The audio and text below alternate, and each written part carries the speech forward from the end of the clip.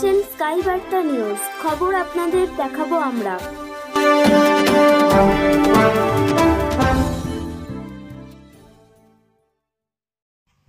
দুর্গাপুর হাইওয়েজের সিঙ্গুর রতনপুরের নবান্ন হোটেলের সামনে তেল ভর্তি ট্যাঙ্কারে আগুন, যানবাহনের চলাচল বন্ধ। সেই ছবি দেখুন স্কাই বার্তা নিউজ লাইভ পর্দায়। হুগলি থেকে সুস্মিতা দাশগুপ্ত রিপোর্ট, স্কাই বার্তা নিউজ লাইভ।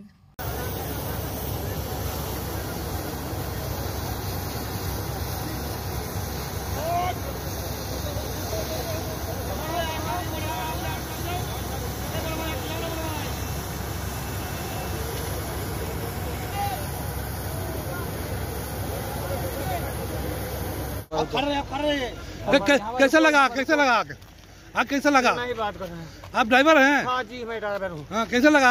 वो बैटरी स्टार्ट कहीं स्टार्ट कर गया। अच्छा हाँ। क्या कौन चीज का ट्रक था? कौन चीज का ट्रक था दादा ना? कौन चीज का ट्रक था?